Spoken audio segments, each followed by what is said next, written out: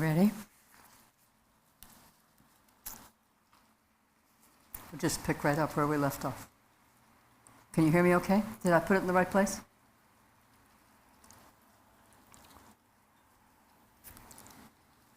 Okay, let's go back to page 4.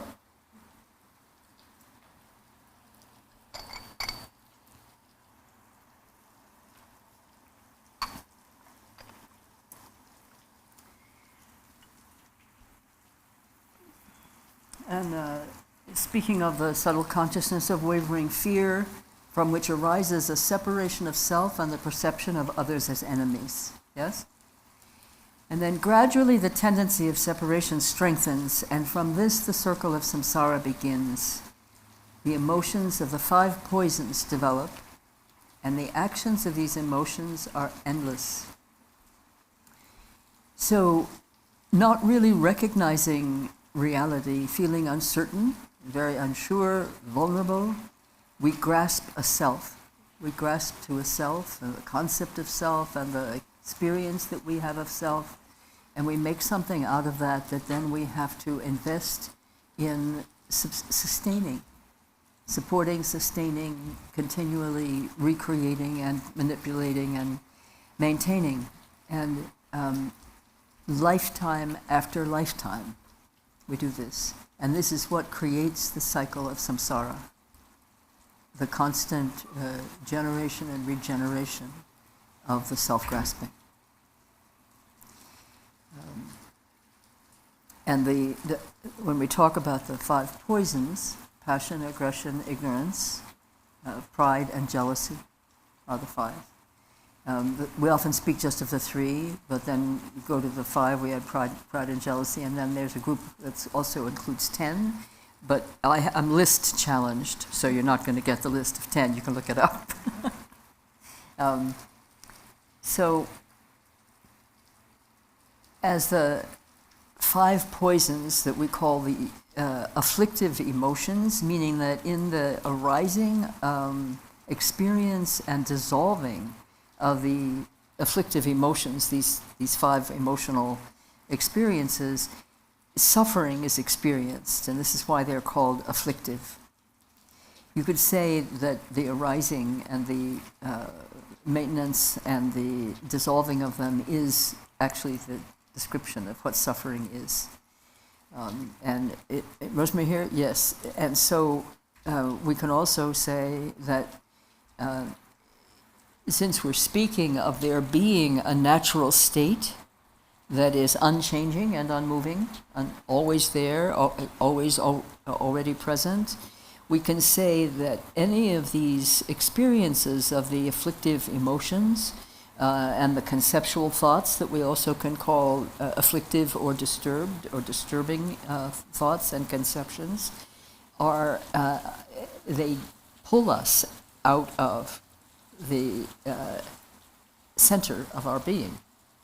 If we imagined ourselves resting in the center of our being, you may have a visualization of that, you may think of it as the central channel, and we're going to practice on that. I want to give you that practice, which is what I mentioned earlier. If you can think of that as not a visualization, but a felt sense, an actual felt sense where the mind and the inner seeing and a very subtle breath draw you into the center of your being. For those of you familiar with the central channel, we'll say draw you into the central channel. So it's so subtle as to not really be a noticeable or discernible breath, perhaps, but the body is engaged here. This is not a mind production that we're doing. There is a felt sense in the body, very subtle, like just like a whisper of a breath, practically. And you with that awareness that never changes, that is what is the central channel. The center, that's where the center is in that awareness, and that awareness is the center. Then draw yourself in there.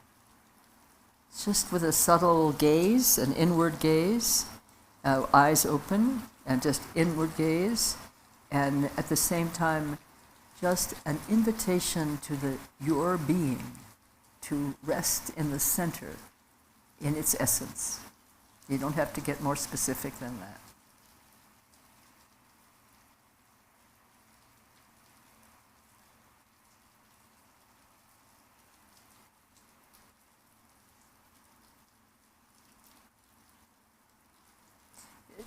Let's make the gaze a little more precise, so that you're actually seeing in the inner seeing. This isn't about your eyes, which is why I'm asking you to have your eyes open. The inner seeing sense is gazing within to the center, and at the same time, this very subtle breath is drawing within. Yes, like that. And now let yourself just fully breathe, just a nice full in-breath, and just rest there for a moment.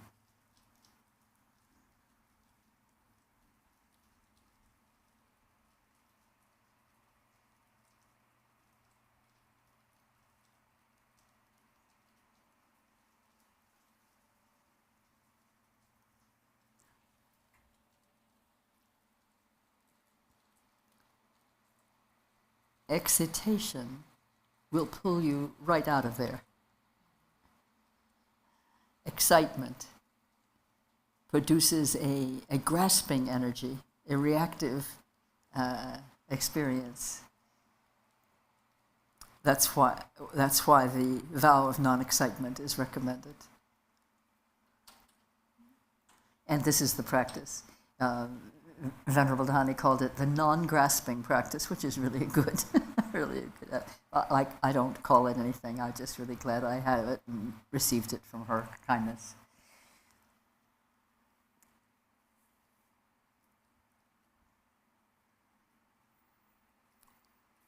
So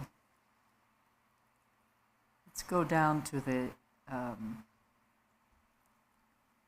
next, the verse, the second verse from the bottom on page 4, which begins innate unawareness. We've looked at this before. Let's just come back to it. Innate unawareness means unmindfulness and distraction, not recognizing our own nature. Okay?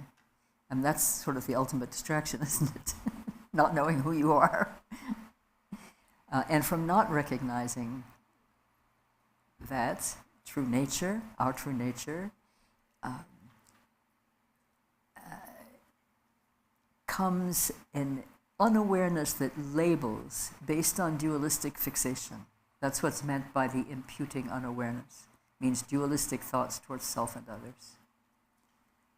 So it's an imputation, meaning I impute to you qualities that I reject or that I grasp for because I long for them. Yeah? You're clear?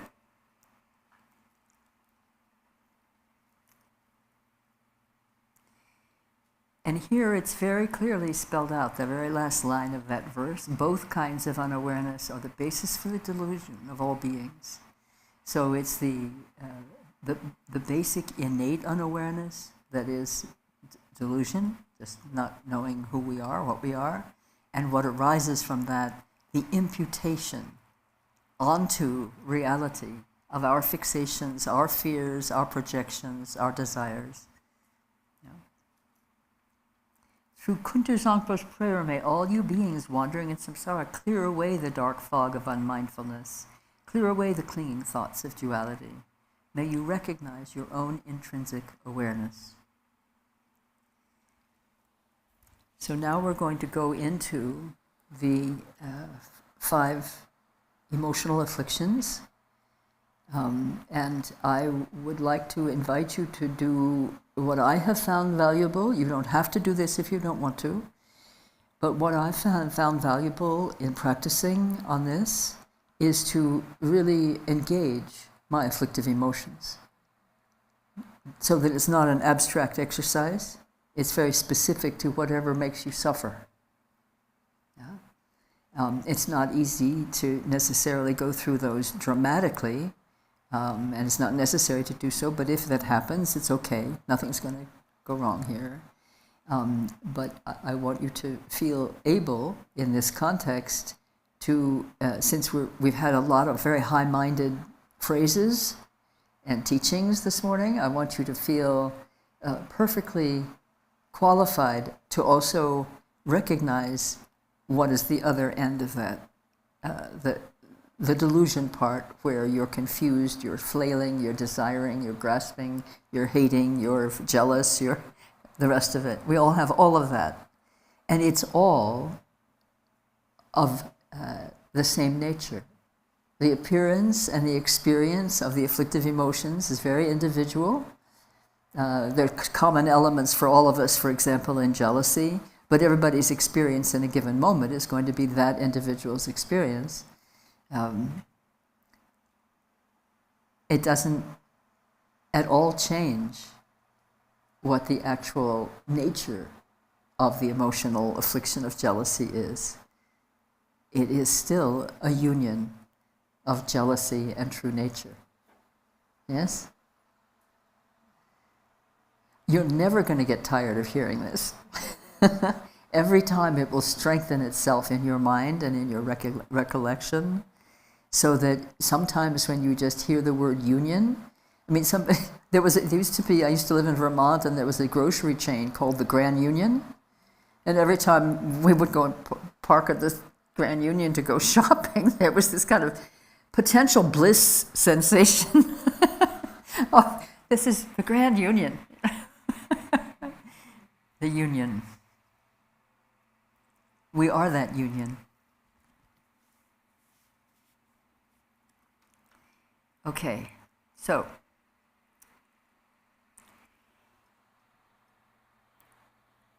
it is said that humans live in the desire realm.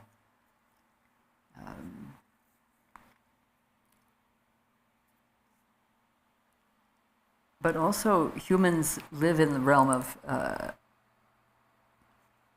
freedom of choice. This isn't always discussed this way in the Dharma readings that I have done, but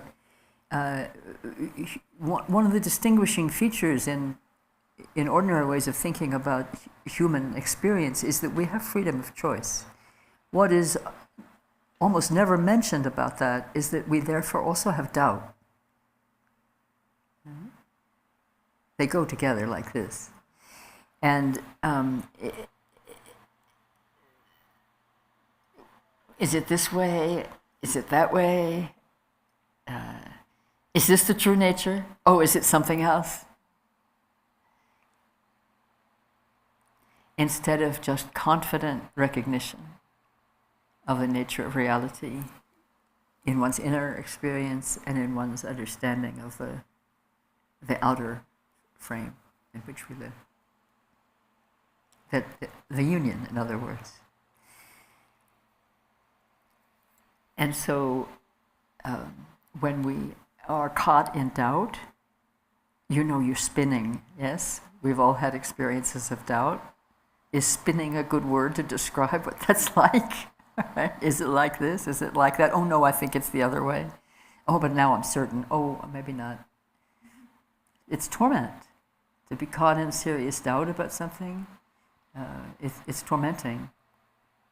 And it's very undermining. It vitiates what confidence there is when one feeds doubt, and when one's in a state of doubt, it's hard not to feed it. Is that a familiar experience for some of you? Yeah, me too. And also pernicious in the realm of doubt is self-doubt. Am I okay? Am I not? Is there something wrong with me?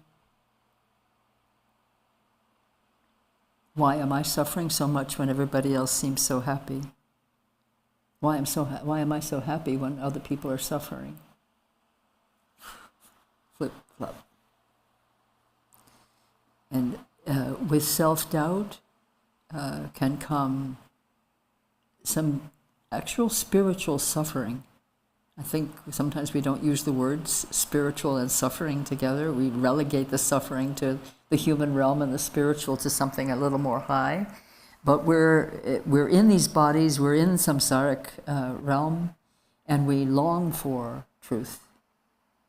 We long for completion, we long for wholeness, and we doubt ourselves.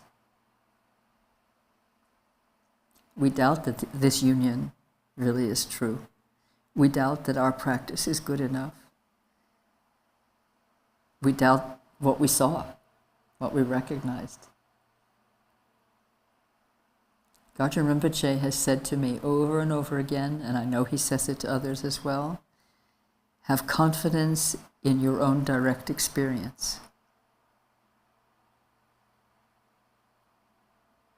And pay no attention to what anybody else has to say about you.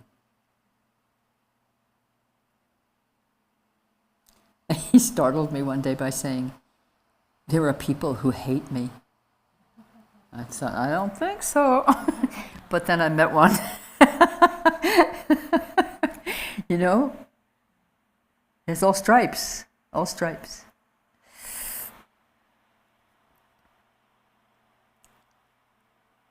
So, dualistic tendencies become stronger and thicker on the basis of these kinds of flip-floppy, undermining, vitiating emotions and conceptualizations. So that speaks to a human realm tendency that is really something for us to pay attention to and to acknowledge in ourselves and one another, and to work with through this kind of practice, so that we have a basis of confidence which allows us to go forward with courage. You know why? Not so that you'll get enlightened, but so other beings can depend upon you as you become a bodhisattva totally given to love. Did that sentence make sense to you?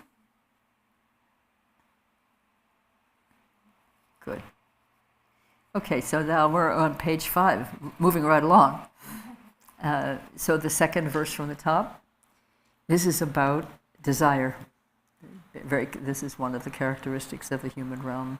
So food, wealth, clothes, home and friends, the 5 objects of the senses and your beloved family, all these things cause torment by creating longing and desire. These are all worldly delusions. The activities of grasping and clinging are endless. Remember that last line. You don't need to take notes on it because you have the prayer in front of you, but this last line here, the last phrasing, the activities of grasping and clinging are endless. This is why I said love is easier than non-attachment. Which is sort of a paradoxical thing to say, but I think from my experience, I'd say way easier. Because love is natural, whereas attachment is falsity. Right? You're reaching for something that isn't true. So there's a little question here in the third line that these objects of senses, the beloved family and so on, cause torment by creating longing and desire. These things don't create longing and desire. Those objects do not create longing and desire. I think that's just a little perplexity of translation. Longing and desire arise from what? Any thoughts? Confusion. Confusion for sure. Confusion about what's real and what's of value. Yeah. Say again? Grasping. Grasping, yeah. I mean, really, longing and desire are grasping. Except in this, I mean, and we understand that, I mean, that's a pretty obvious statement, but I want to come back to the word longing for a minute. Longing, in the sense of craving, is an afflictive emotion. But spiritual longing is not an afflictive emotion. That is really a longing that arises from aspiration. And I love saying this too, because this is really tender for me to say. Longing is a form of knowing. Please remember that. It will help you so much in your life. We don't long for that which we don't have a memory of or a sense of or some knowledge of. Why would we long for it? We wouldn't know what it was even.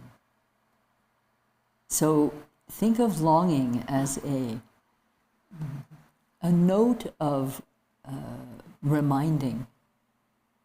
We're longing for that which we resonate to already as part of us, or an aspect of us, or an aspect of reality that we're missing. Does this make sense, the way I'm speaking of this? It's not the usual way that we speak of longing, but spiritual longing is aspiration for truth, and longing very much is a longing for love, which is completion. The Sufis have this beautiful saying, the longing is the love. And if you can't get the love, throw yourself into the longing.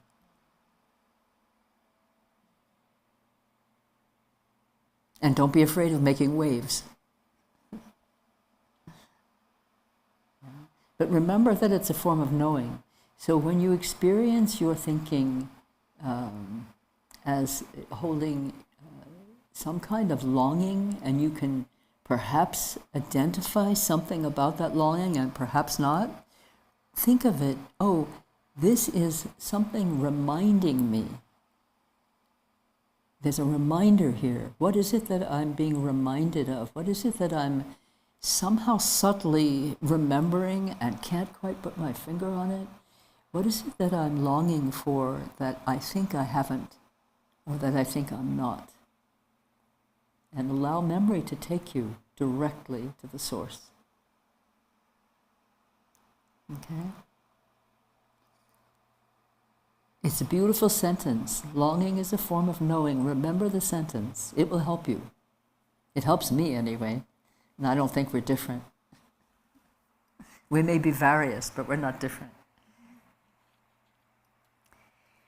So, the activities of grasping and clinging are endless. Okay, now this is so powerful. This is the introduction of the basic practice here. Besides the practice of awareness for itself, here's the practice of awareness brought into the experience of suffering and confusion. So, when the fruition of attachment ripens, you're born as a hungry ghost, tormented by coveting and desiring, miserable, starving, and thirsty. Here we are. These are the instructions in this next verse. Through Kuntu Zangpo's prayer, may all you desirous and lustful beings, don't you love that line? Yeah, except when you're in it, it's not so funny, right? Okay. Who have attachments. Now here it is. Neither reject longing desires, nor accept attachment to desires. Don't push away, and don't grab for it. Grasp for nothing, neither push anything away. That's the basic instruction. In other words, the sirens are calling. Stand still.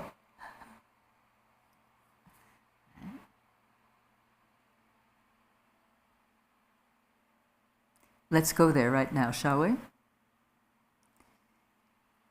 I ate the chocolate, so I'm no longer lusting for it. So I have to use another object if I'm going to do this practice with you.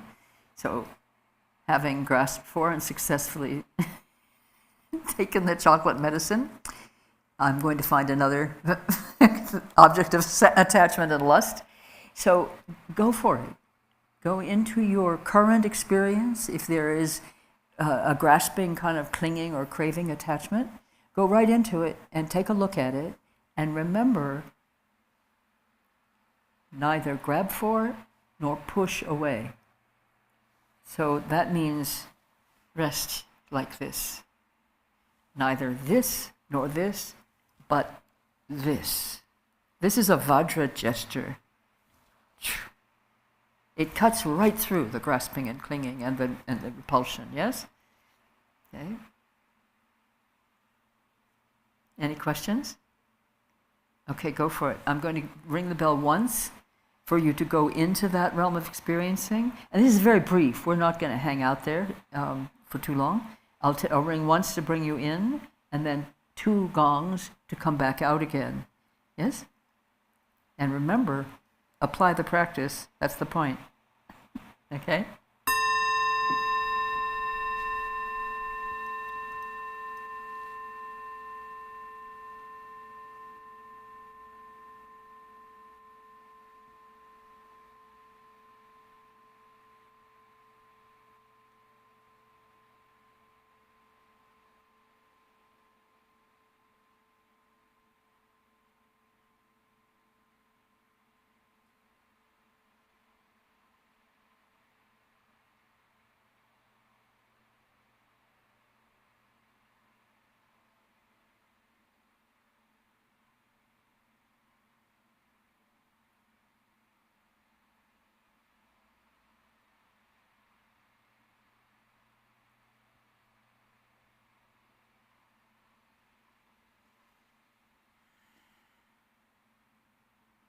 Be aware of your bodily experience.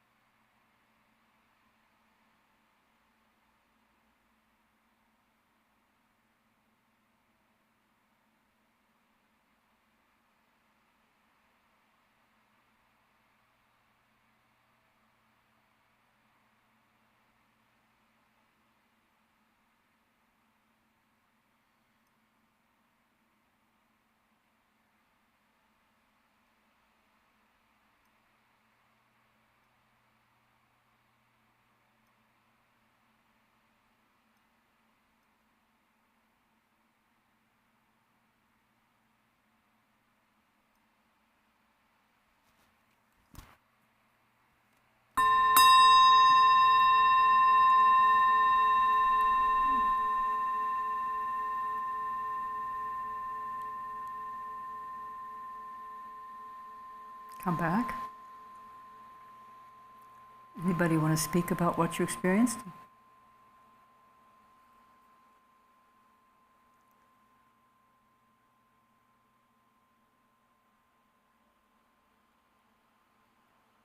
Is the mic on, Billy? Thank you.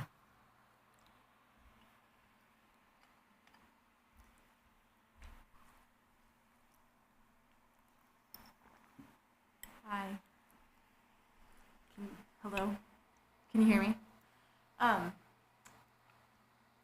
So in the practice, I took it as, I was like, oh, I'm longing for some new pants.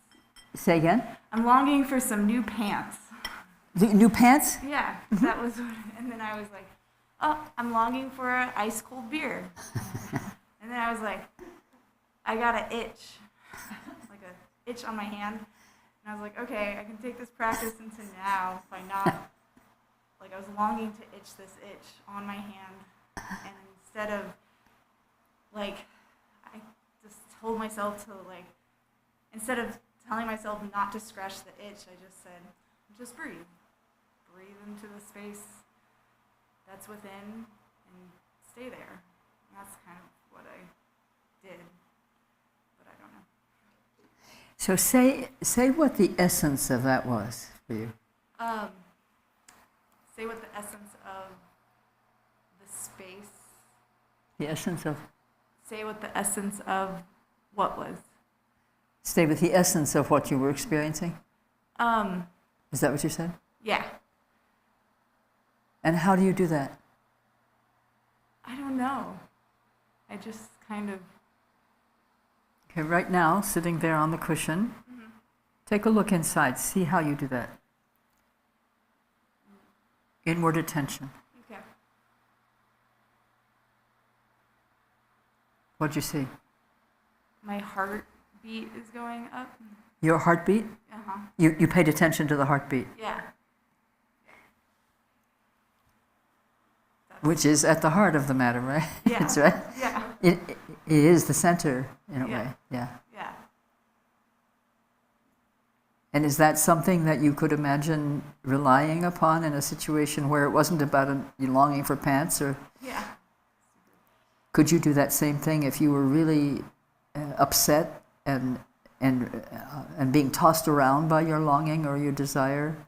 Yeah, paying attention to my heart. Mm-hmm. Yeah, I could. Yeah.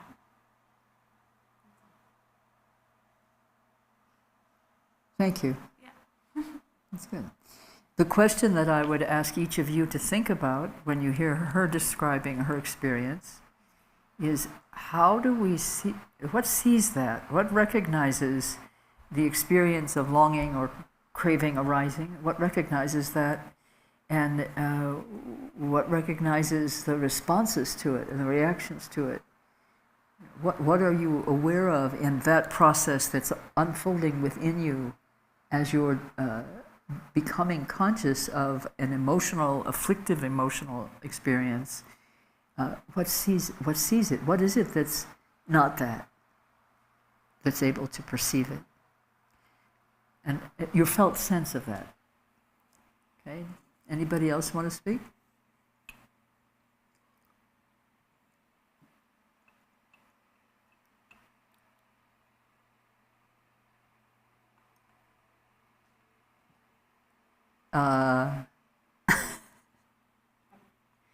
Does that mean no experiences of note, or no notes to sound about it?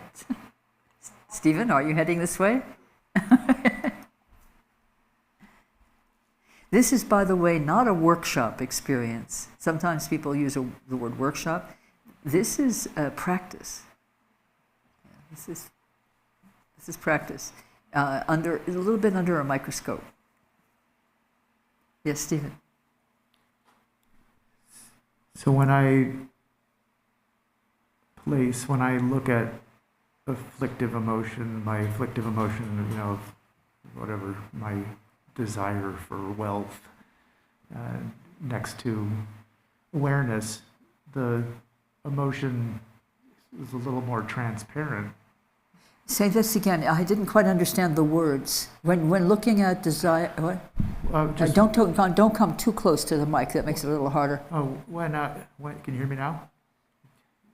I thought the exercise I was doing was to feel something, feel an afflictive emotion and then see it,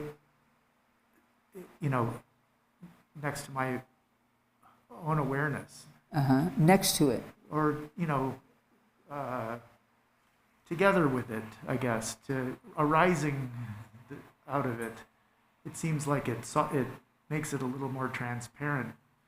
I guess what sees that confusion is wisdom, in my opinion. Anyway. You've been listening to my Lama. Yeah. So yeah. That is, what sees confusion is clarity. Right. Right. Yeah. So that's a good thing for me, anyway. It is actually true. So I would think it's a good thing for all of us. I remember when he first gave that teaching, I found it life-changing. And I have found it life-changing for others as well. What sees confusion is clarity. It's the instant you enunciate in that way, you recognize, if I'm seeing it, or whatever aspect of me or function of mind or awareness, I'm not in it. For that moment, at least. Yeah? It means I am not that. When the afflictive emotions are really raging, we're engulfed. Quite engulfed by them.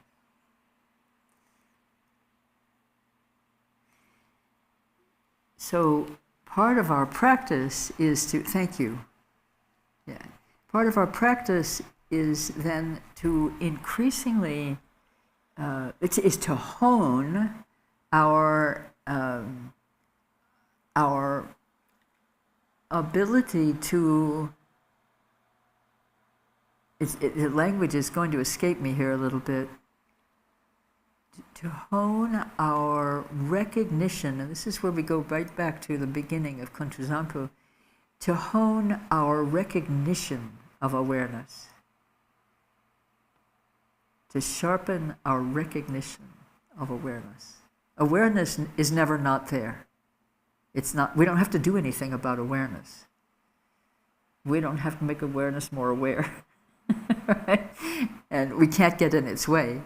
Only thing that we can do with awareness is either recognize it or not. Yeah? So what you're talking about is recognizing awareness and increasingly confidently, I would say. That's what you were speaking about earlier when we met on the path, so to speak. With increasing confidence, every time you recognize awareness itself, and every time you recognize awareness recognizing confusion, confidence grows because you have certainty. It's not like there's any doubt when you have a direct experience of awareness, recognizing awareness.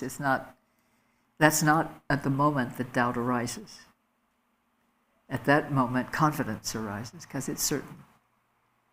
We feel doubt when we haven't quite, we think we're working on it, but we're edging up to it, but we haven't actually recognized it. But see, well, did I?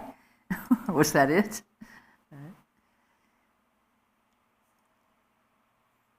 I'm wondering if any of you has had doubt or difficulty about bringing experience of craving and grasping and lustful desire or attachment to the surface where you could look at it and work with it. You didn't have any difficulty. That was easy. Well, good for you. You had some difficulty? Come on, let's hear. I didn't have any difficulty bringing it to the surface. I didn't have any experience like these people of getting it to go away. It was just stuck there. You got stuck. Yeah, it was just stuck. Like, yep, I want that, and I still want it. And I don't desire to get rid of it. I couldn't. No new thoughts were happening. You know what? No new thoughts were happening. Other than that. Same old lustful desire. Yeah, well, what do you want to do with that? I don't know. What do I do? Can you sit there, right now, and look within? Eyes open. Just turn, say I wanted to ask you, what do you want for supper tonight? You're just going to consult yourself. And that's an inner process we do all the time. And this is that simple. Okay, so what do you want to do with your strong grasping that didn't budge? You missed it. It's like this. If you have to cogitate about what you want to do with it, you're not present in your relationship with it. So let's go again. Well, I think that by the time I made the noise, I had already realized it, but I didn't know if I should say it. Well, I don't think I can help you with that. No, I think you're the best judge of whether you should speak about this. Sorry, I think that it was that you just have to let it go, let it go. Can you do that? Yes, but it will have to be a mindful practice. So you brought mindfulness in. It isn't just let it go. There's something in. It's a choice. There's some kind of intention involved. Is that right? Yeah. Okay. Well, let's face that. Because they are self-propelling. We're so habituated to the afflictions that once they get started, they don't need any encouragement from us, right? But what needs encouragement from us is the intention to remain steady and still, if you will, while that whole thing swirls around us in the habituated way that it does. And that's a decision. It's an actually instant-to-instant decision. When you're faced with something that's really coming at you, it's like, okay, no. Let's try again. Each time, can you see this gesture? Gazing within. It's turning the attention, it's cultivating the inward attention that actually, when I do this, I enter the central channel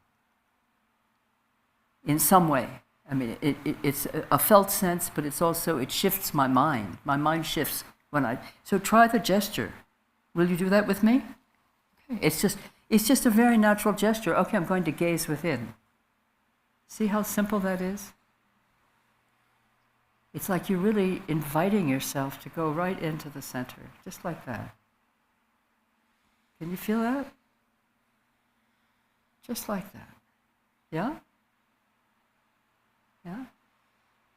It's such an ordinary looking gesture, but it has so much power in it because it's the intention to rest within. Yes? Okay, do that with me. All right? Just watch my hand and see how I kind of curve it like this and bring it in. Yes, like that. And draw it in as if from here, watch, as if from here down. Yeah. And just the wrist. Yes.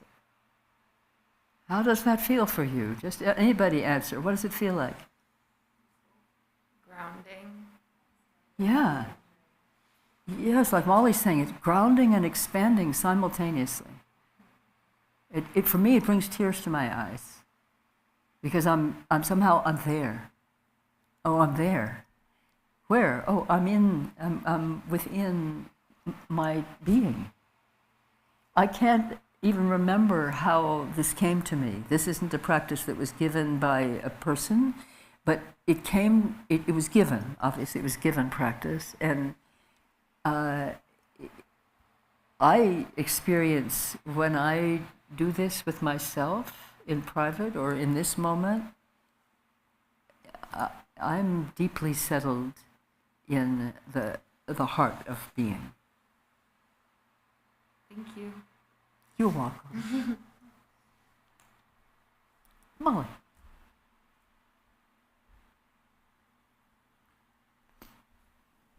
This is so meaningful, what we're doing right now, because all of the practices with all the 5 afflictions rely on this method.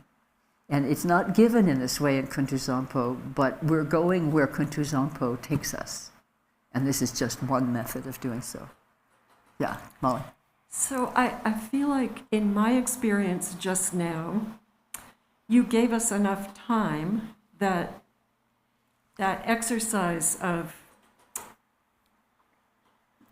the gesture.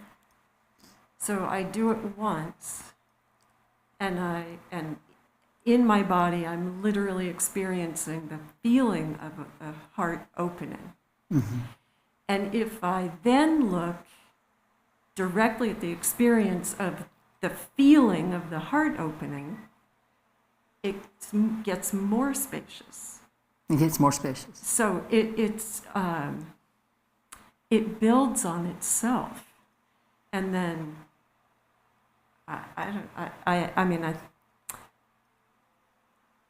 actual heat starts to happen. So The actual what? actual heat. Heat, yes. There's Mm-hmm. like a heating up. So that was my physical experience. Thank you. Yeah.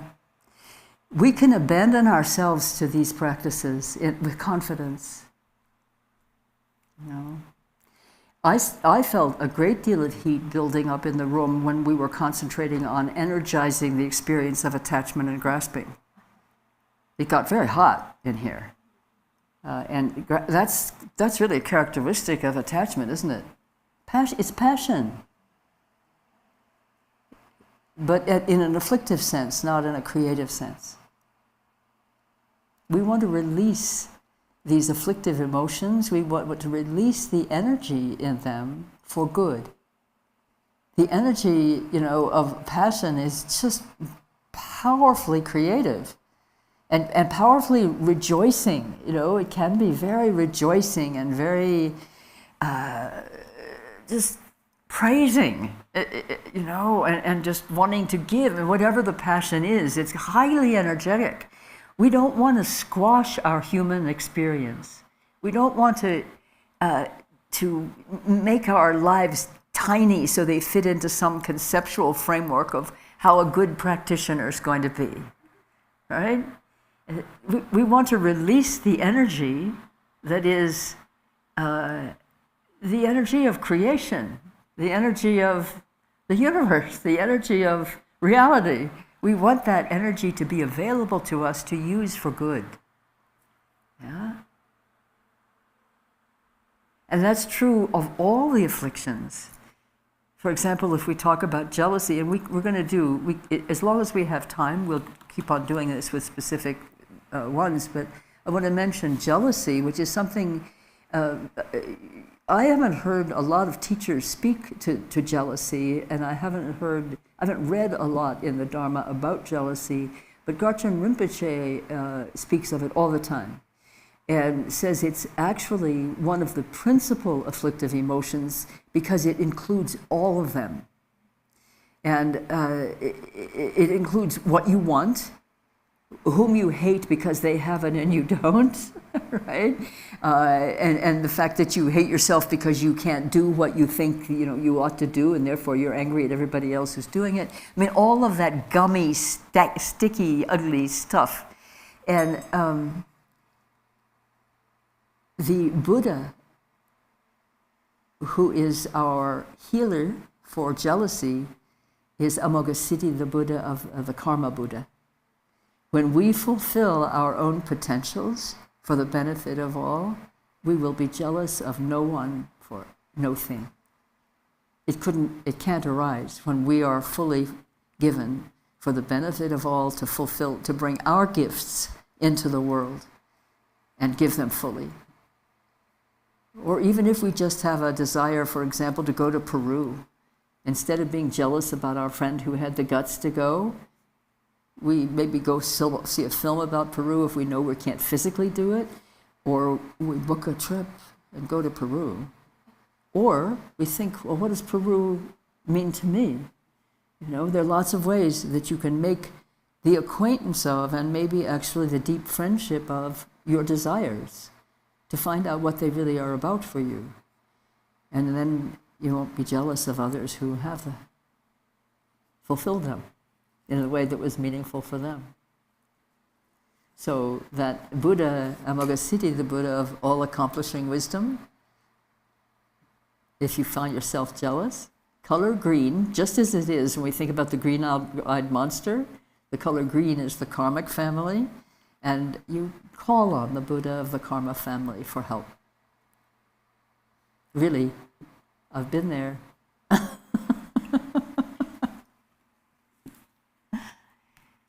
Is this of interest, what we're doing? Yeah? Okay. We'll keep on there. You ready to move on to the next afflictive stop on the railroad? Okay. Okay, but remember this. Neither reject your desires nor accept your attachment to your desire. Okay, that's the key. So that's steady in the center. Don't get excited. Don't leap out to get it. Don't leap out to push it away. And don't make up a story about it. Don't elaborate. So it's neither grasping nor repulsion nor elaboration. Grasp for nothing, neither push anything away, and don't make up a story about it. That's your pith instruction for the prayer of Kuntu Zangpo. Sorry, Kuntu Zangpo. That's a little... Oh well. Okay. And then it says, let your consciousness relax in its own natural state, which you will not even recognize if you're jumping around seeking something outside yourself, right? What natural state? My natural state is turmoil. My natural state is lust. My natural state is confusion. No. What sees that? What sees that confusion and lust and turmoil? That's the same thing that sees your natural state. Did you want to say something? And say your name again. You realize this is... Sure. I'm Whitney. Can you hear me? Yeah. I was curious how you contend with the wish to alleviate suffering for everyone. I mean, where my mind went was familial connections and wanting obviously my children not to suffer. But then extending that to everyone in the world, I have a hard time contending with non-attachment towards that. As far as it hurts me to see other people hurting. It hurts you what? It hurts me to see other people hurting. That's compassion. And so trying to sever that or not be attached to that, I have kind of a difficult time with that. I'm having trouble understanding the words. So say after you said it hurts me to see others suffering, then what did you say? Finding a way to not be attached to that wish, I guess, is something that I struggle with, and I didn't know. Not to be attached to the wish that others not suffer. Mm-hmm. How do you experience that attachment to that wish? I guess just observing or even hearing news of other people suffering, it almost feels like it's my own. That's what compassion means, dear. That's the actual definition of compassion, suffering with. And then people feel frightened because they think that the suffering will never go away or that they're taking it on. No, we're with. We're suffering with our friends and we're suffering with the world. We're suffering with Ukraine, for example. We're suffering with the children that are being harmed. It's not a bad thing. Yeah. What we need is some, let's see, what word really, because I think a lot of us grapple with this. I love the way you're expressing it. It's very, very raw and very real for you. The practice is to be with that suffering. Don't grasp at it and say, oh, I'm such a great bodhisattva, or oh, I'm such a mess personally that I can't tolerate the suffering of beings. Let's not tolerate the suffering of beings, but let's accept that beings suffer because we're all here together in samsara. That's really different. Yes. Yeah? You feel the difference?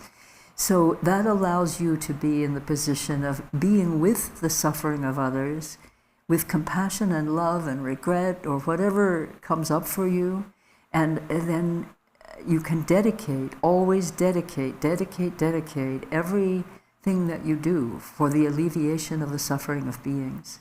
Every meal, every bit of food you take, dedicate that beings be liberated from suffering. But add two things to that dedication. Not just that beings be liberated from suffering, but they be liberated from suffering and its causes. Because the causes we place in the mind stream. We are responsible for the causes that we place. And then also, there was a second that I was going to say, always embed your prayers like that and your aspirations like that.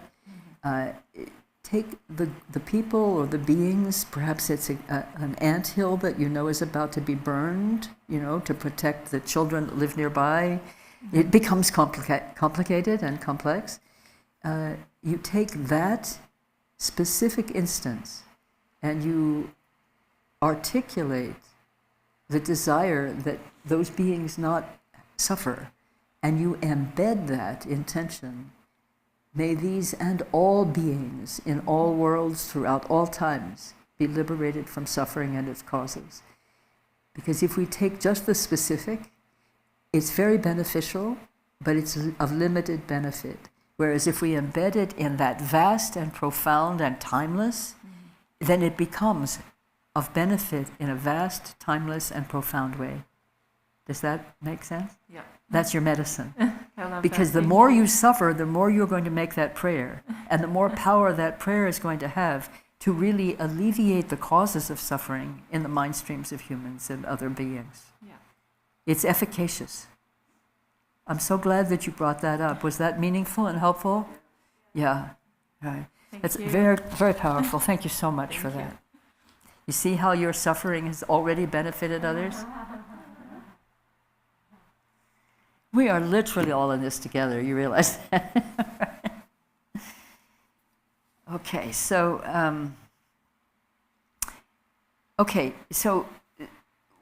he then says that Kuntalampa then says, and this is going in detail in the first one because the others are all the same principle, but so I want us to understand the principles. Let your consciousness relax in its own natural state. And that's what this is, this gesture. So you do this, and then the hand relaxes. I mean, my whole body just goes practically limp, actually. It's so settling. It settles us in the place where the natural state is experienced, a certain placement in the physical body and the mind together. It really opens that experience. Yes? And then your awareness will be able to hold its own. I love that. As if the awareness needs our help to hold its own. It doesn't really, but it needs our help. We need to, I'm not sure how to turn that around. Awareness never needs our help to hold its own, but what is needed is that we stabilize our ability to rest in recognizing awareness. We may have a glimpse like this, in a moment of whatever, insight or alarm, may have a glimpse, and then it's gone. So when awareness holding its own, it always is, awareness always is, nothing changes it, but our recognition is very flighty, wouldn't you agree? It's like a hummingbird, except the hummingbird never misses the target. Have you noticed that? That goes right for it. And we're still wavering in terms of our approach to the channel. We're just a little to the right, a little to the left. Okay, now down a little, now up a little. And we're like a plane with a novice pilot trying to land on the main runway. But the main runway, it's awareness. It doesn't change. So, and then for the affliction of grasping, attachment, the wisdom that arises from our successful practice with that is the wisdom of perfect discernment. It's called the discriminating wisdom that knows what is good, what is bad, what is to be taken up, what's to be put down, what's accurate, what's not. Okay? That wisdom of perfect discernment, that's the Buddha Amitabha.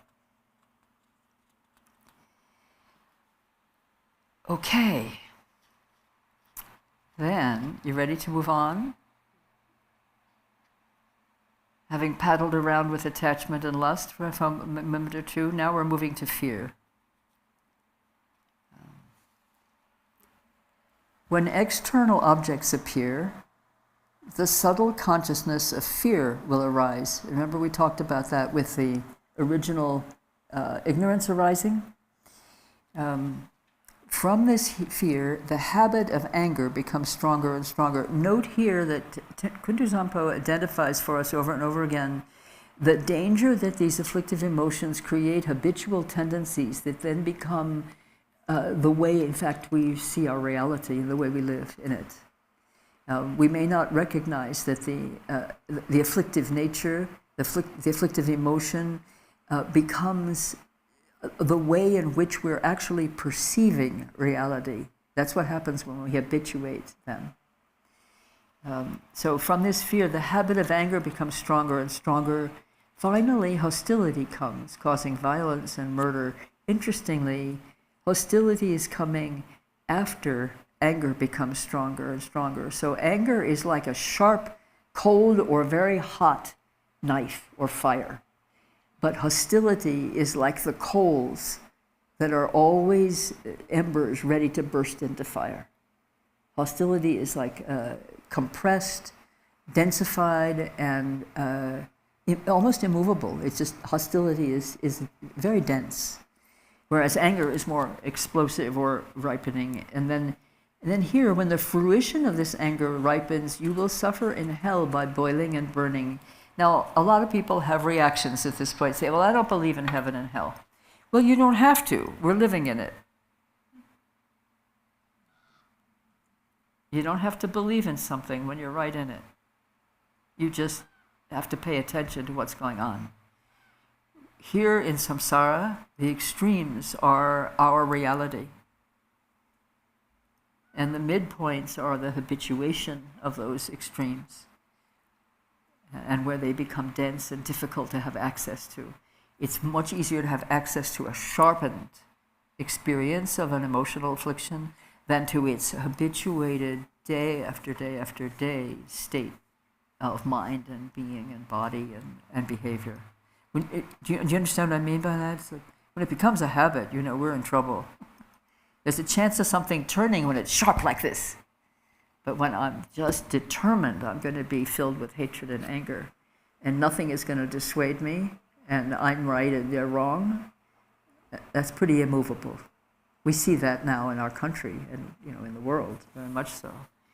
On all sides, not just 1, 2, maybe 3, 4, or 5.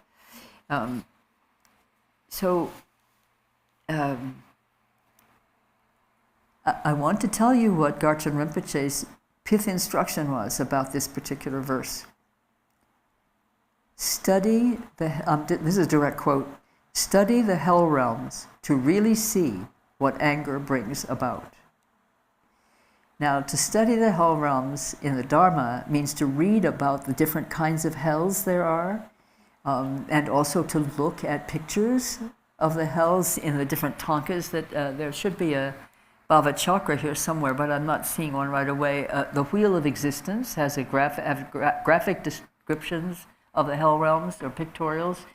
And but the best place that I have found to follow this instruction, guess where? Right here. Right here. It's all there. It doesn't have to be on a beautiful painting. It doesn't have to be in a book. I just have to look within. It's all there. We're the open book. We just have to be willing to read it. So in the basket of anger, hatred, which is what produces the hell realms, the hell realms, some people say, these are not really real realms, but there are people who die in fire. There are people who live in hellishly hot regions. They're beings who've been embedded for thousands of years in ice, the icy cold realms of hell. So we can say, well, yes, for some they are actually outpictured. They are actually physical. They actually materialize. For us, I have experienced the hells of anger. I've experienced a number of things that we're talking about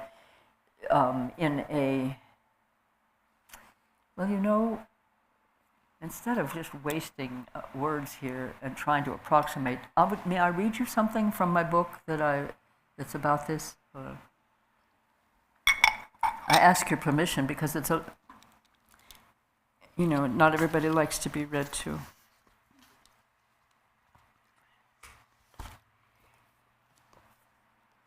Then I just have to find it.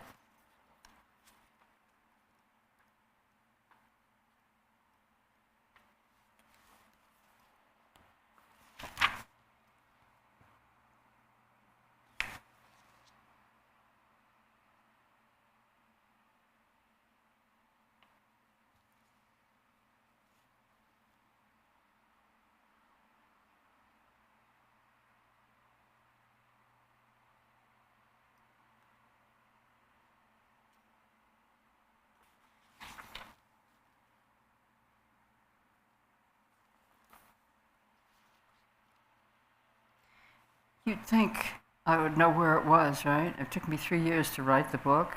Wouldn't you think I would remember where something is in the book? I don't.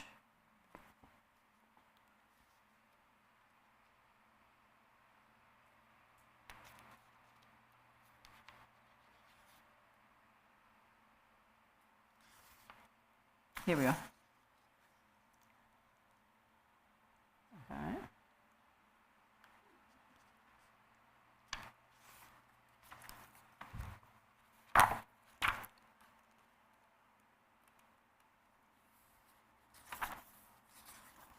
Yeah, here it is.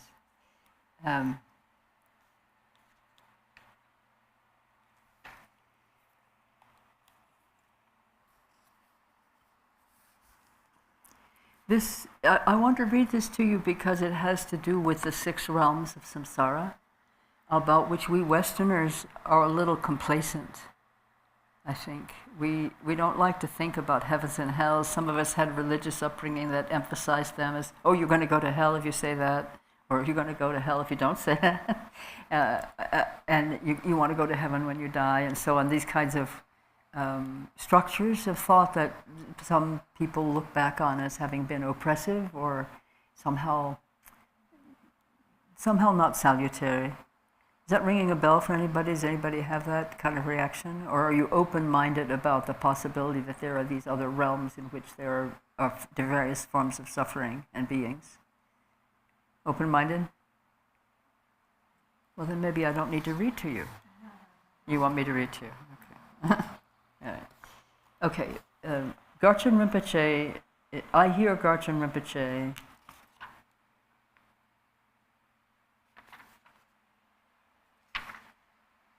I'm saying here, middling motivation and desultory effort may get us started on the path to awakening, but they won't hold us steady and true to the end.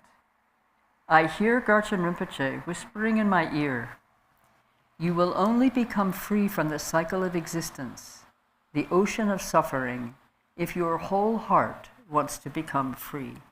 And remember, he's saying to understand the hell realms, we have to study them to see what the fruition of anger brings about.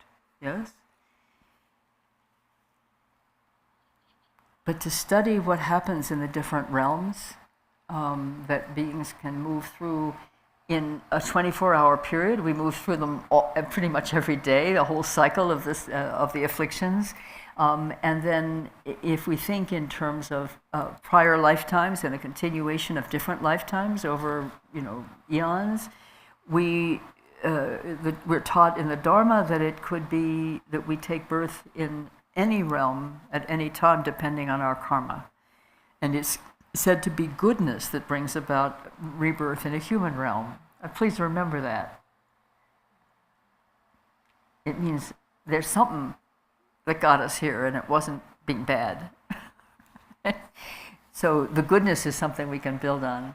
But the comment that he makes here that you will only become free if your whole heart wants to become free, I think maybe this is a good moment to read that. So let me do that. Wholehearted. I'd been studying and practicing Dharma for some years when a friend brought me a gift from India.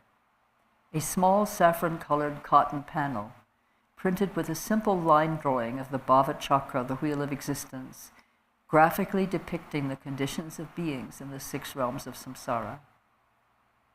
In this cosmology, the 3 lower realms are the hells, manifesting the afflictions of anger, hatred. Animals, manifesting and please recognize yourself in each of these descriptions, because this isn't somewhere else and somewhen else. Animals manifesting instinct-based existence, and the realms of hungry ghosts or insatiable spirits, manifesting craving, grasping, miserliness. And I apologize, some of you have heard this before. The 3 higher realms are humans who have choice and therefore also doubt, demigods tormented by jealousy, and gods whose virtuous karma has brought circumstances of great ease and pleasure, but along with it, moral laziness. No longer accumulating virtue, eventually they must fall. Extremes of suffering characterize the lower realms, but suffering pervades them all. In my daily practice, I've been contemplating the realms and the causes of their sufferings, but in a rather perfunctory way. My comprehension shallow, and my compassion therefore abstract. My fleeting moments of urgency were basically about me. Though intense and intent, I was not wholehearted. Then, as I opened a long solo retreat, I placed that humble cotton cloth on my little practice table. It became the first and last thing I saw as I took my seat and rose from it. Daily, I began to place myself in each realm of existence, one after the other, confronting those beings' specific ordeals and sufferings, and probing my ordinary habitual mind and behavior to find the kinds of thoughts and actions that cause each kind of confusion and suffering. Most of us haven't done this, and I hadn't done it up till then, and I'd already been in the Dharma for quite a long time, and I was not a young woman even then.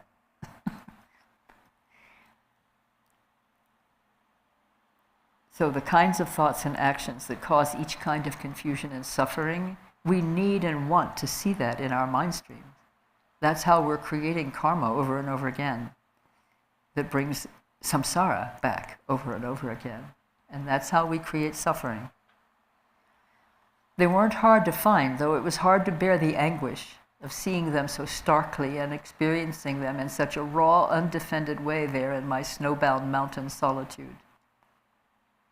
When I saw in my own mind how anger, for example, is an actual realm of hellish experience as I live it here and now, it was no stretch at all to understand how anger, hatred as a habitual reaction pattern becomes a powerful predisposition of mind and behavior, sowing more seeds of itself with each episode, now and for the future.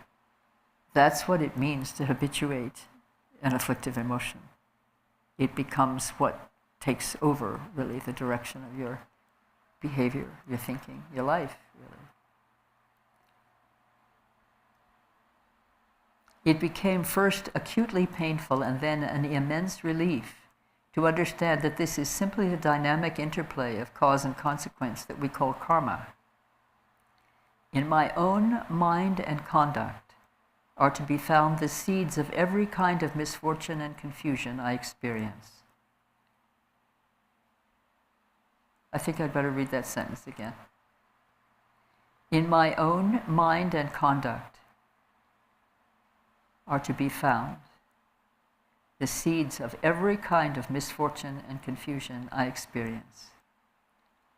The 6 samsaric realms exist in my own mundane experience, my own mind.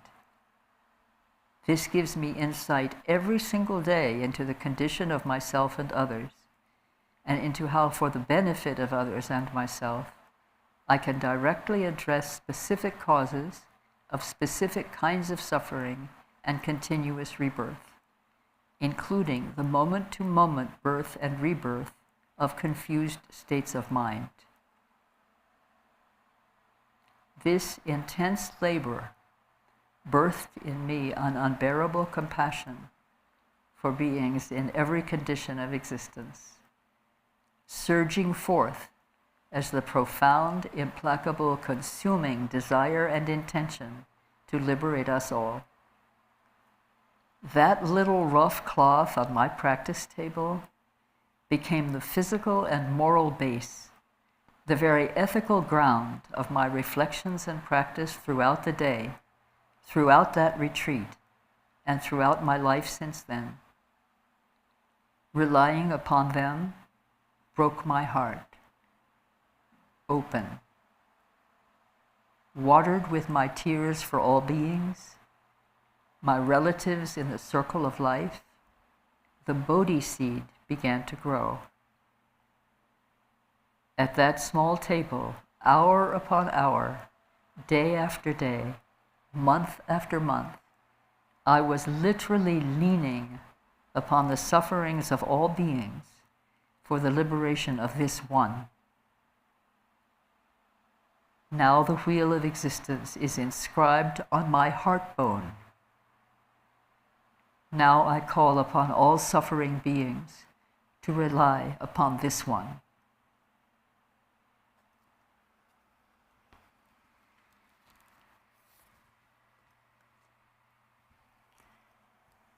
That's why we do this work. So rely upon the suffering of beings for you and offer yourself for all who suffer. And your ego will dissolve in your love for others, just as Rinpoche said. Yeah? This is intense. I'm working up a good sweat over here. Isn't it intense? It's a little intense. So, to lighten up, let's go to pride, shall we?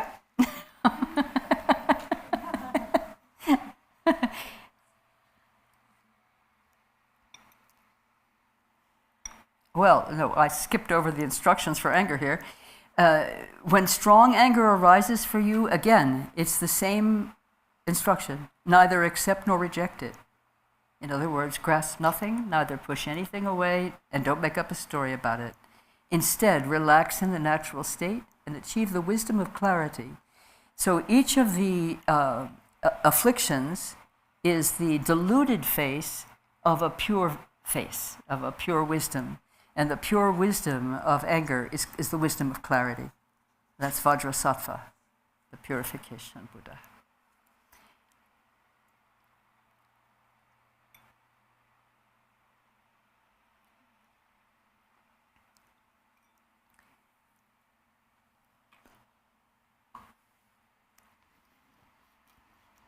Okay, moving right along to pride, which is not an easy one to work with at all. Does anybody here have pride? No. There are a few who didn't raise your hand. I have. Hello? I'm serious, I want to see. Does anybody here, does everybody have pride? Acknowledge that? Good. Okay, just checking. Yeah. So, what do you think pride is?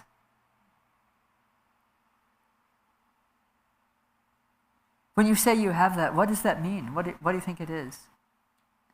How would you, just a one-word definition or a couple words, don't give me a paragraph. Holding yourself higher? Superiority. Say again? Superiority. Superiority? Kind of like ownership over things. Say again? Ownership over Ownership over things? Yeah. You mean like I have more possessions than you have? No, like you're proud of something, you're kind of like Oh, you. inflating your identity with the thing. Oh, yeah. In that sense, ownership. Yeah. Yes, taking your goods for what a signal of your worth rather than your goodness. Okay. Anybody else have words you want to say about pride? Speaking of your own pride. Arrogance. Arrogance. Yeah, that's a good one. Anybody else? Self-protection. You know what? It came to my mind, an image, a Humvee.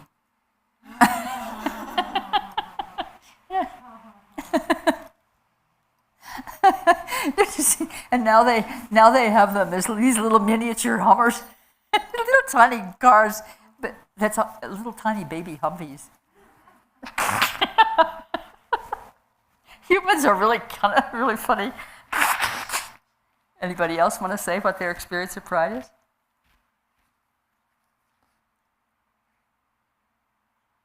Well, I'll name mine, delusional density, or dense delusion. It's the density seems to me to be an important part of what pride is. It's a densification or solidification of self, the sense of oneself being of having a self. It's like a densification of self-grasping. In this rendition in Kuntu Zampo,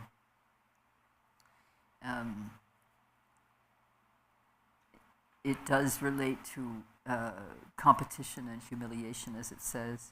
And one of the commentaries that I love on the prayer of Kuntu Zampo, and remind me to at some point before we break up tomorrow or next week, however long we decide to stay together here, I'll give you the titles of two commentaries that I like. So this one teacher described it as competitive self-importance instead of relaxed self-confidence. That's good, huh? Yeah. So when your mind becomes full of pride, there will arise thoughts of competition and humiliation. And as this pride becomes stronger and stronger, you will experience the suffering of quarrels and abuse. And this leads to rebirth in the God realms.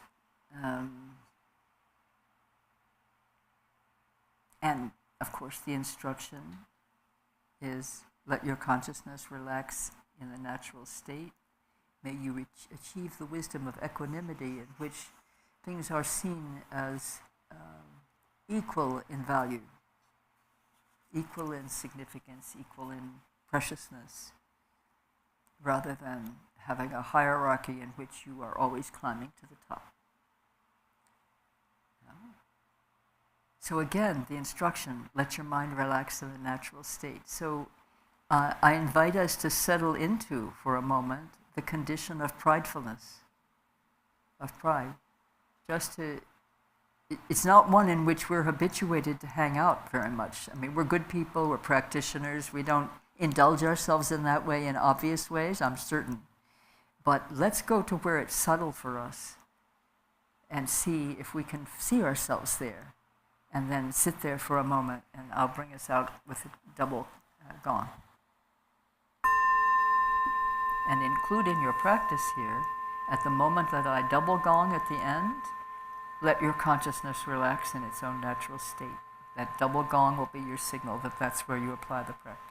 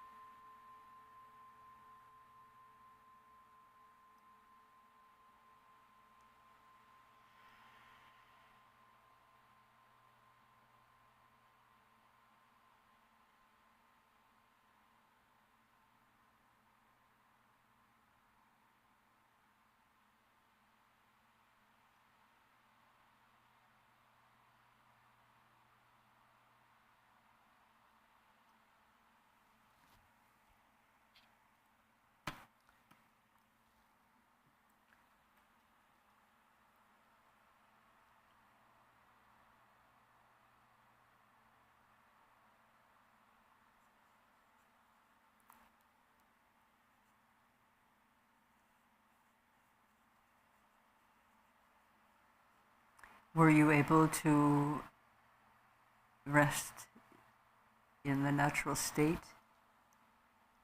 Were you able to glance within? I felt a strong movement of that in the group, so I'm asking the question. Yes? Isn't that marvelous?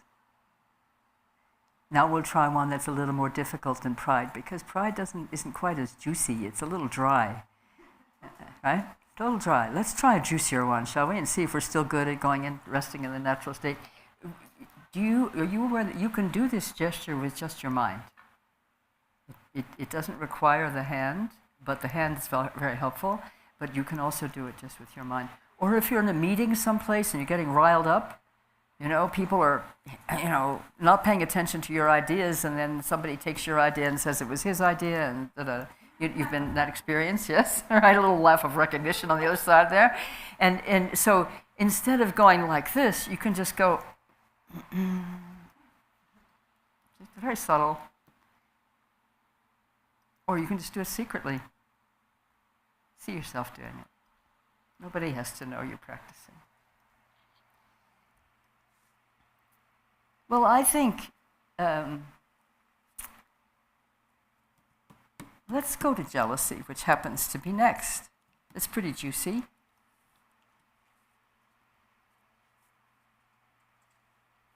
So this other commentator on the Kuntu Zampo prayer spoke in the same way that Rinpoche spoke about how jealousy involves all the other afflictives as well.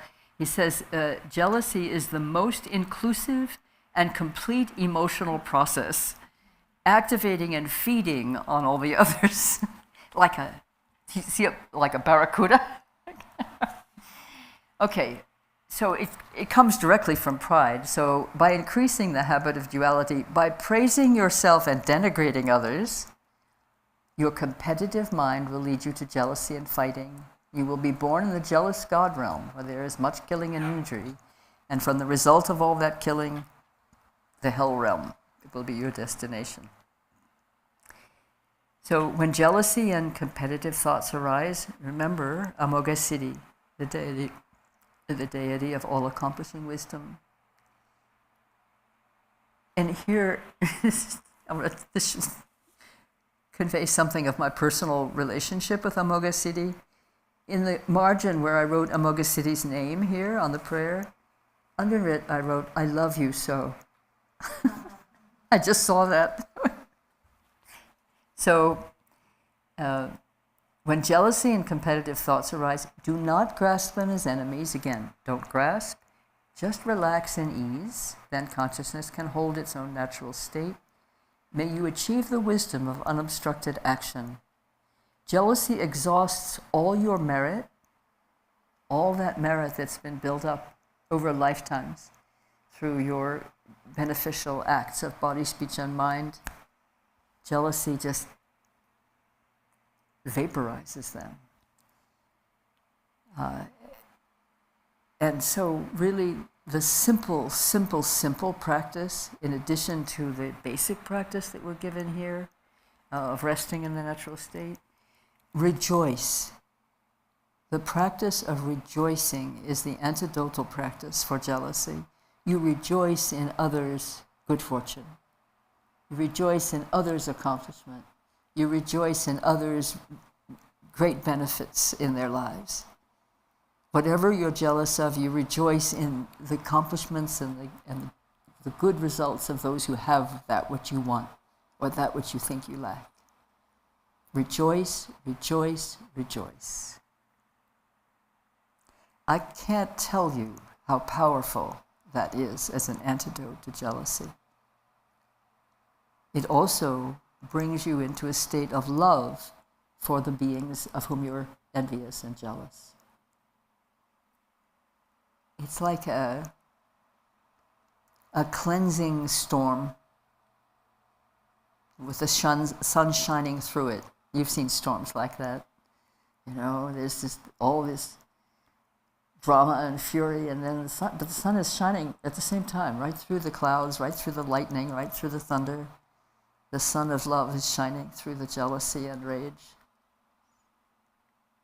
Really, it's a discovery to make. So I wish upon you, with all my love, that you will have experiences of jealousy through which you can experience this remarkable apotheosis, because there's no question that we all have those experiences of jealousy. What we don't have usually is conscious awareness of them. They masquerade easily as other things. Very, very easily. It's probably the trickiest of the afflictive motions to deal with.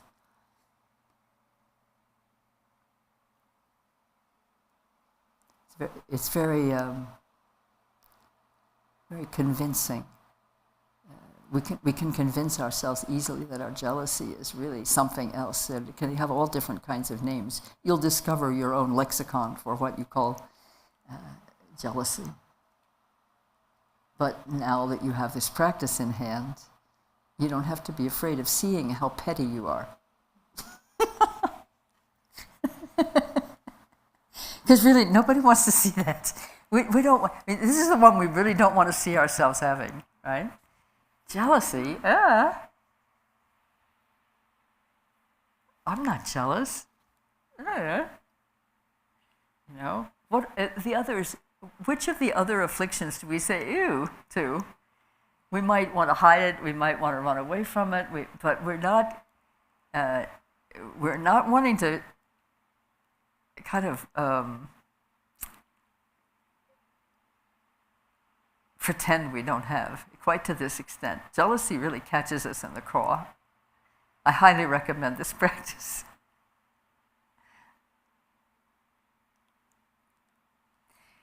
And when freed from jealousy, you're freed also from trying to create separations in the relationships of other people.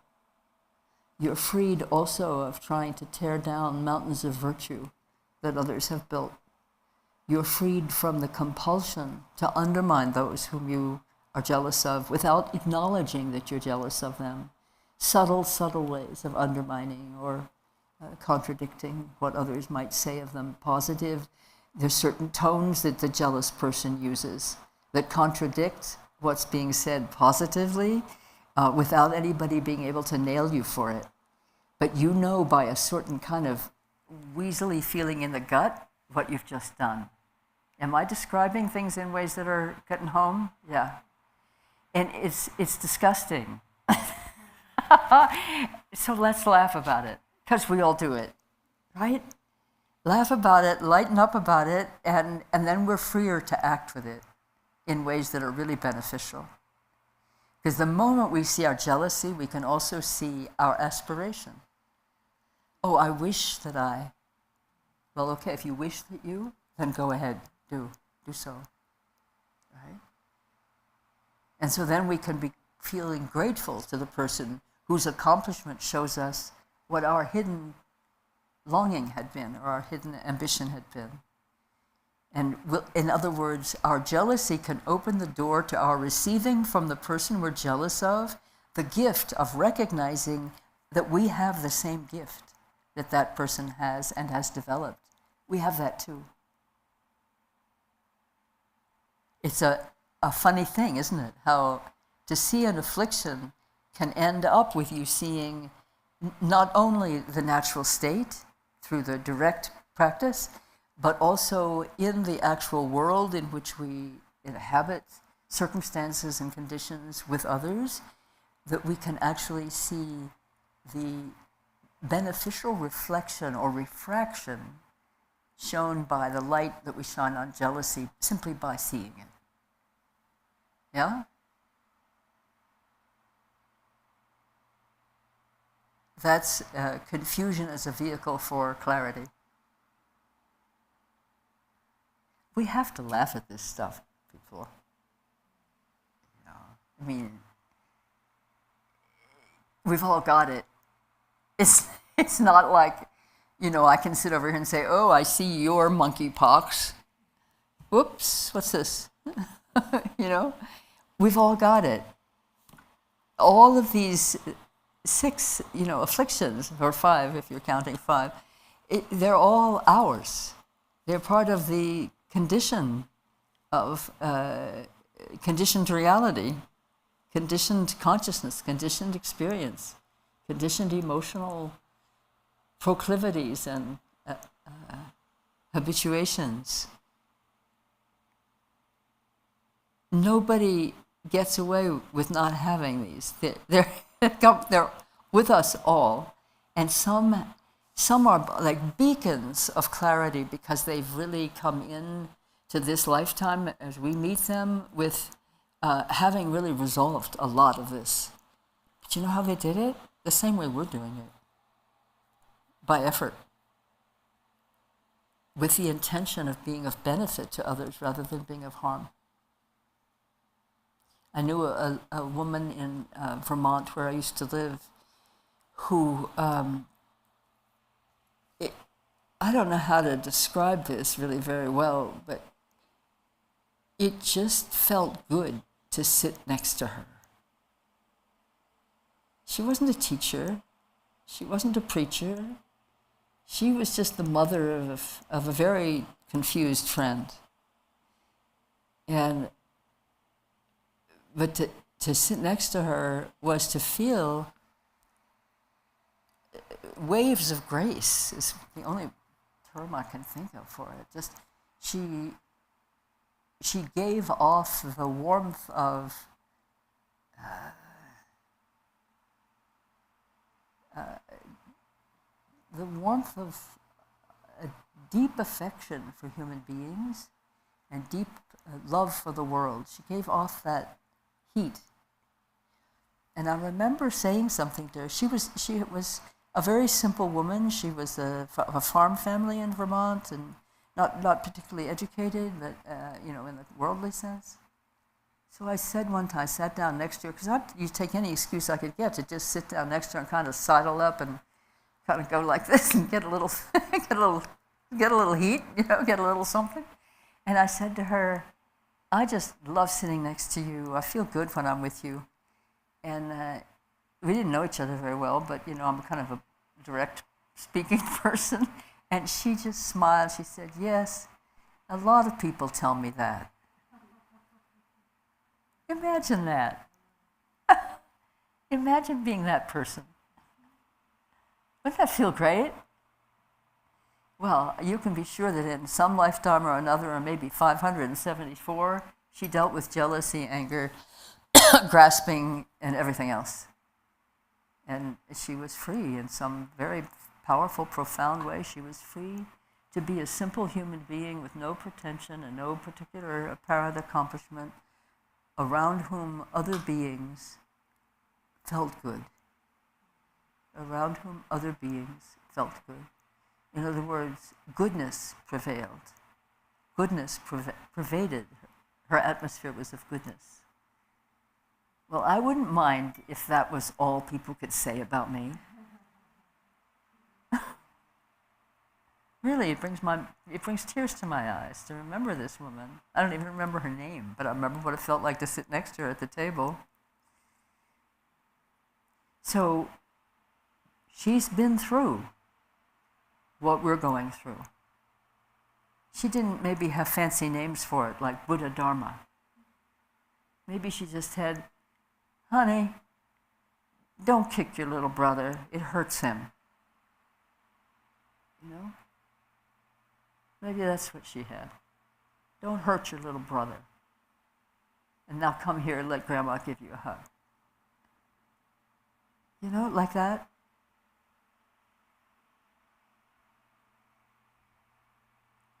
Simple folk wisdom. I think Kuntu Zanpo would agree, perhaps. The Buddha, Kuntu Zanpo, would agree that simple folk wisdom is naturally arising, but perhaps sometimes difficult of access. That we might have to go through something to get that simple. Because there's nothing that the afflictive emotions don't do as well as they complexify our experience of reality. They complicate, they excite, they distort.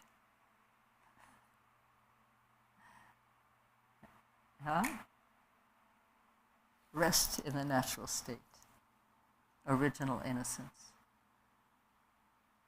and let your mind know its own intrinsic nature at ease. And the last of these is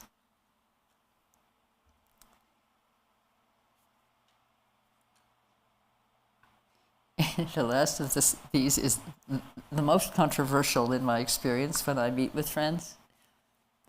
By being distracted, careless, and unmindful, you beings will become dull, foggy, and forgetful. By being unconscious and lazy, you will increase your ignorance. And the fruition of this ignorance will be to wander helplessly in the animal realm. Many people then want to say, but my cat is certainly a bodhisattva. And I'm sure that all animals go to heaven, they're so pure. But it won't be our purity that brings us to rebirth in the animal realms. It'll be our dull, foggy, forgetful unmindfulness, unconscious and lazy. I experience this at times after I've been working very hard and beneficially, in principle at least, for the benefit of others and the Dharma. And then I just want to go and eat something, and put my feet. Molly's nodding her head. I just want to kick back.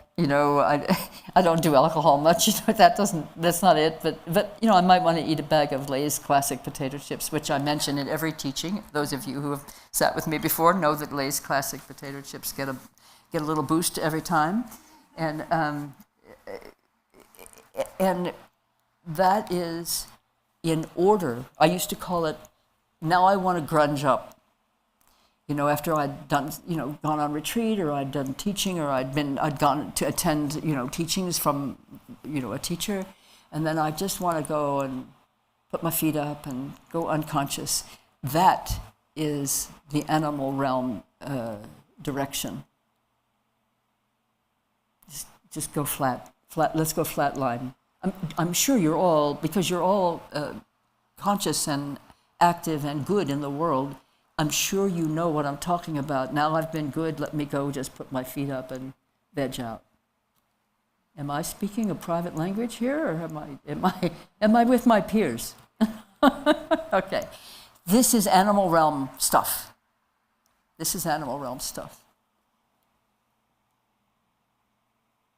And it's also this and the hungry ghosts from craving and attachment, very much related to addictions, to stupefy,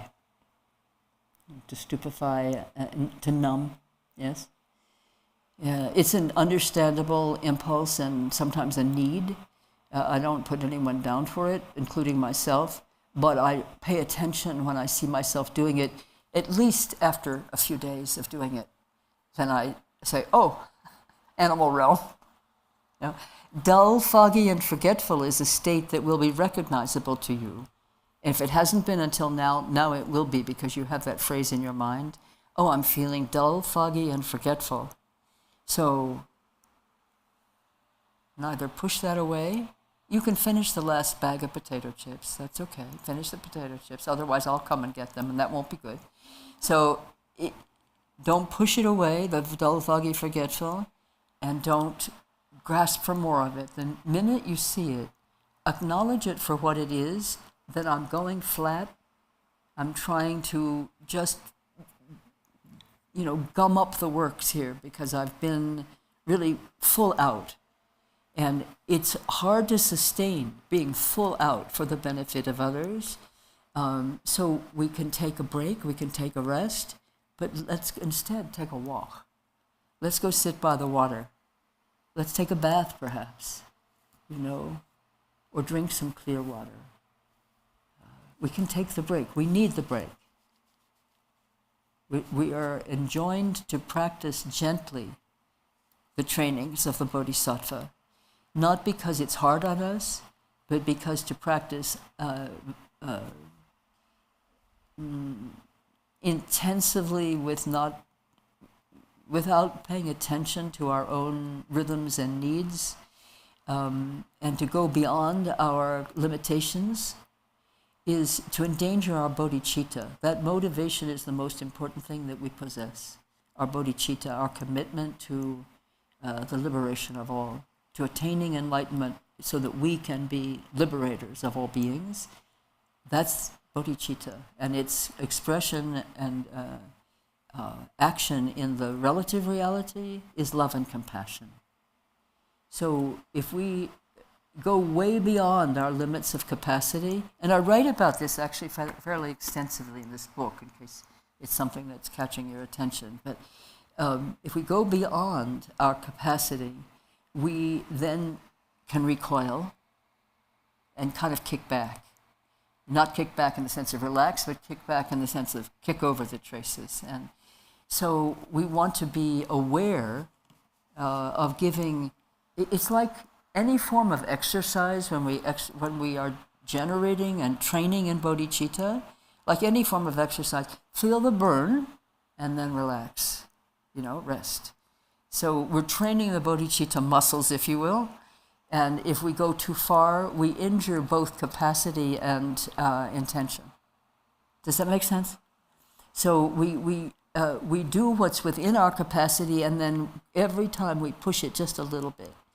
There are moments when we go beyond our capacity, and that we must. For example, in moments of emergency, where somebody's life may be at stake, or somebody's spiritual well-being may be at stake, we might need to go flat out and way beyond our capacity, but there won't be regret when we do that afterwards. We just need to recover from it, but there won't be regret. Whereas if we go exceed our capacity on a regular basis, it's kind of prideful. Yes, it's kind of prideful, and we will possibly then turn negative towards the great endeavor that we are engaged in. This is this work of the Bodhisattva path. We're not seeking that liberation just for ourselves. We're seeking to become the path for others. We're not also not practicing for our own liberation or for just this lifetime. We're practicing for liberation for all, and for ourselves in every lifetime. So steady as it goes. Yeah. Measured and wholehearted at the same time. That's a responsible way of working. And as I say, sometimes excess is required. And then it's like, if you can go into the burning building and rescue somebody, and you can do it and maybe give your life for that, there will be no regret after that. You won't regret that. You might regret not doing it.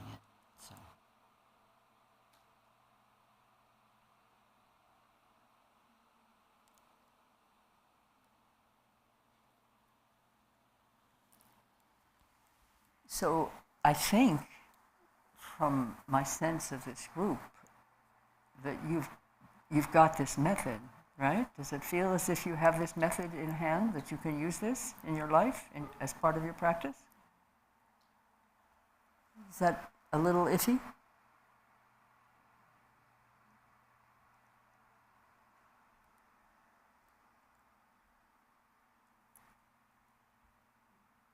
What do you think?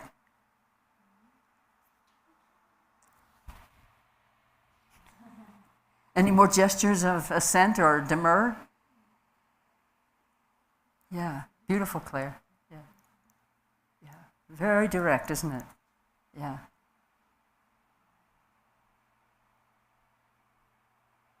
Anybody? Good. Yeah. Anybody else? Stephen, you already had that. Did you have a good experience of exercising it in this? Good. We never look at it as applied method, right? We look at it as experience, but the experience is it is the method. Okay, so, yeah. Anybody with a question? Where it's almost 4, it's time for a break, don't you think? Yeah, we're all in agreement. Any questions? Any comments before we take a break?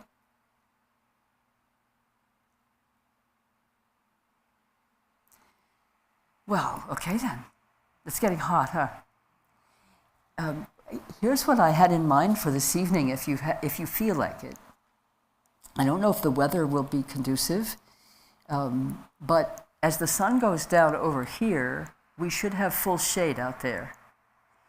And I was seeing us sitting on the steps, so that there's plenty of spacing, lots of space between, and that I'm up here so that I'm not in among you in a way that's jeopardizing for my precious lung people that I love so much, and that we might then be able to disrobe the facial part. Yeah? So let's look after supper. You'll have your supper, and then, so Rosemary, you'll call me or come down and let me know how it looks out here. Go and take a look after supper. Yeah? And then we'll maybe just go and sit together. And we don't have to talk. Wouldn't that be a relief? For me, it would be a relief not to talk. So, and the air might be very sweet because there was a little rain. So I'd love to do that with you for a while, maybe just an hour outside or even a half an hour. Yeah? And it would be completely up to you whether you wanted to do it. But all we'd have to do is, grab a cushion. If it's wet, we don't want to take these good cushions out, but there's lots of, other kinds of cushions back there. Okay. Would you like to finish for this afternoon and have the last hour just on your own? Be honest with me about what you feel like. You like that idea. Yeah. What would you like to do with that hour? No. A nap was not a bad idea. Yeah? Claire? I'd like to run through. I like the idea of taking a break. It is quite hot at this hour. I'm sorry, not understanding the words. Come closer. Yeah. The mask is a bit of an impediment, isn't it? Yeah. But you look great in your masks, I have to say. This is really... I like the idea of taking a break. It's quite hot right now. But I think what I'm thinking I'd like to do is run through each of the afflictions and maybe doing some laps in my mind with the different afflictions.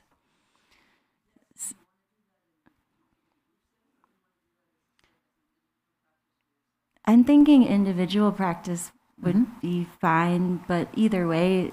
And each of you has a separate room, right? You have rooms to yourselves.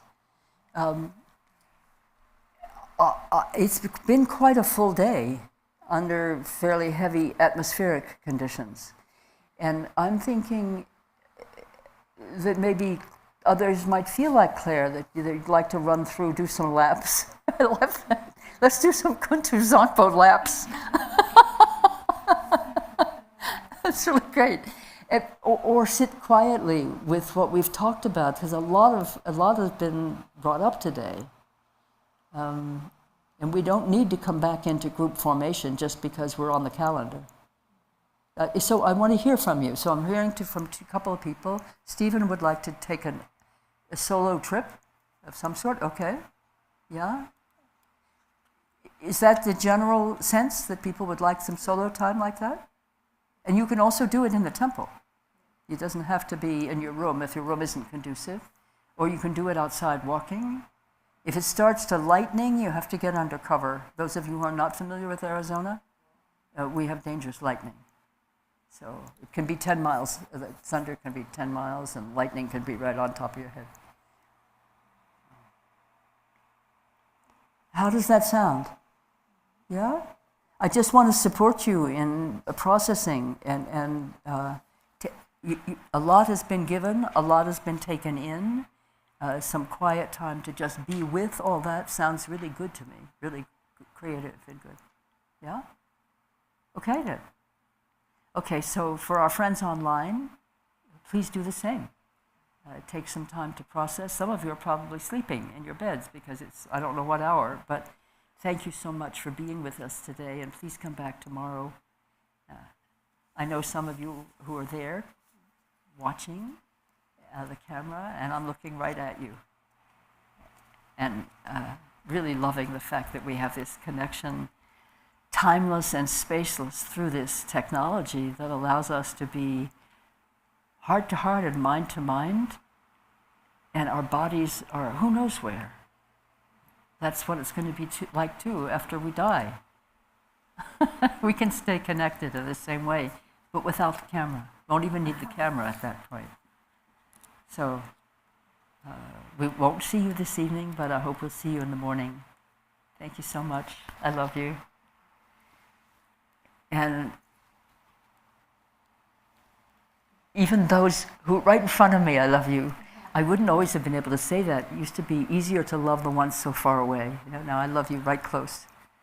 There's a little song that came in my heart one day when I was practicing for our Sangha in Ukraine, in Kiev. Yeah, Kiev, there's a Sangha of Gachan Rinpoche. And I was sitting outside on my patio under the junipers, and this little ditty came to my mind. And I'm going to sing it for you. I haven't got a voice, so don't have any optimistic thoughts about what you might hear. But I haven't shared it with anybody by voice. I just shared it with the Ukrainians, and but just in a text message. So I just wanna hold each one of you close, steady when you need it the most.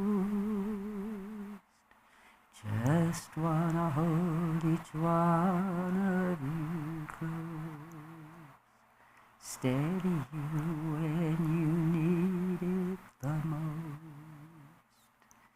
That's my little aspiration that I offer for all of us. Thanks for a day with full. So maybe I'll see you after supper, and Rosemary will be your courier. She'll come down and let me know if we're going to do a little gathering on the porch. All right? I'd love to see your faces. Okay. Till then. Thank you so much. Let's do a quick closing prayer practice. This isn't the full-blown, but so on page 11 of the yellow prayer book.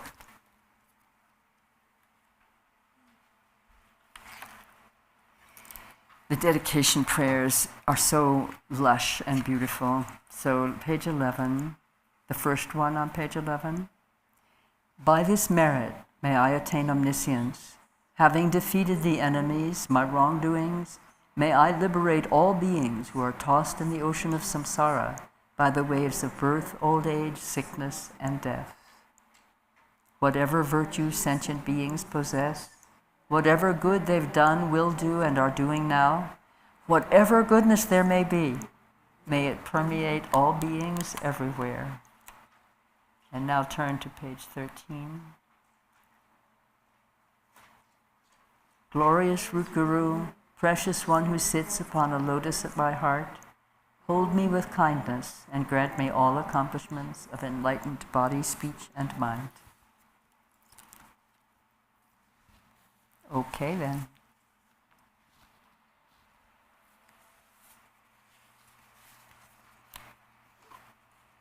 Thank you. You're the reason I exist.